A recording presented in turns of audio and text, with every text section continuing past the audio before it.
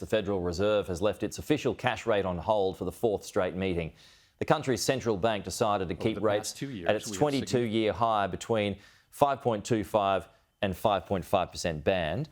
There was speculation the US Reserve may cut rates after an easing of inflation to 3.4%. However, the bank's chairman, Jerome Powell, says it'd be premature before inflation drops to its 2% target range. Joining us live now, independent analyst Evan Lucas. Evan, good to see you. Thanks for your time this morning. So we're talking cuts now, all of a sudden, and multiple cuts this year, and maybe even coming to effect May, June, around then. Are you that ambitious for mortgage holders? I wish I was. No, I'm not. I think June's a relatively positive view to have the idea that the RBA could cut rates then. It's more likely, though, that it'll be in the very latter half of the second part of this calendar year. So I actually don't think they'll start till September. That gives them a full half of data to go with. Now, we've already seen, as you've already alluded to this morning, data at the second half of last year was falling and falling rapidly. I think what's also slightly missed by yesterday's inflation number was that the September quarter, which they used as justification for rising in November, was significantly downgraded from 4.3% to 4.8%.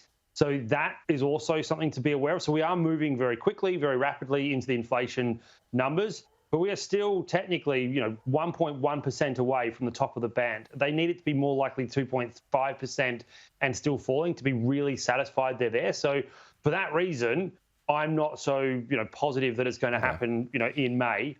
I will point out this, though, and this is the other thing. Don't forget, next Tuesday is going to be not just about the RBA meeting itself, but we're looking at Michelle Bullock outlining everything for this year, including when the 8 meetings are and all the other recommendations that happened in 2023. They come into effect next meeting. So it's a lot of data.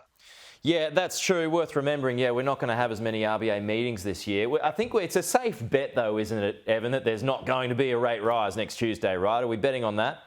That's more than a safe bet. There is every sign now that, raising further from what the IMF said last week looks quite ridiculous. If you've got, retail sales falling 2.5%, once you take into, the quarterly movement from October through to December, retail sales is down about 1.5%. Inflation is falling at the fastest rate since, the end of COVID. So all of those things would mean, yes, we're locked in. And even with the stage 3 tax cuts and the debate around it, the gradual impact of them will be marginal. It's not next year, this, 24, 25. My issue, as I said last week when we talked about this, it's 25, 26 and 26, 27 when inflation pushes up further up the bands, and therefore we go through. The one to watch is the 135 band. Now that we go into 37%, that is where the the bracket creep problem kicks in. Yes. So this leads me to my next question, and this has been raised by Shane Oliver as well. Will Labor's rejigged tax cuts delay those interest rate cuts, in your view? Possibly. Again, if you look at what they released from the Treasury last week, there's a lot of very, very, smart accounting. I think that's the polite way of saying to you. So they are banking money in 23-4, which is why they can show that it won't create inflation pressure. But if you look at the figures, they're going to take about another $26 billion, $27 billion of tax returns. But they also show that the response on the lower end of the socioeconomic groups with the lower bands will be higher than what was forecasted under the previous stage 3 tax cuts.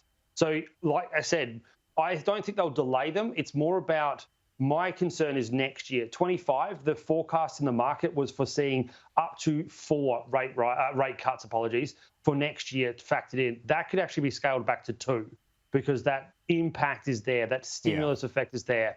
So it's not now, it's next year that I think that will really play out. Yeah, because you've got, all these folks at the lower end of the scale are now permanently going to have more money in their pockets, and traditionally they spend it. They don't save it. Yeah, and it takes time, right? So it takes 12 months to filter out. Again, perfect time for everybody to be having a tax cut in their back pocket, because this time next year, we will probably be starting an election cycle. We will actually be going through the whole thing. And if you turn around, particularly if you're between $80,000 and $120,000, you're going to have between $2,500 to even as much as $3,500 extra in your pocket from those tax cuts coming to effect about now next year through to the end of September when you do your tax return. That's why I'm not worried about delayed for this year. It's next year, and what the RBA has to turn around and go, actually, we've got to stop now because the stimulus is happening from fiscal rather than from monetary policy side. Interesting. As always, Evan Lucas. Well done. We'll talk to you soon, Evan. Thank you.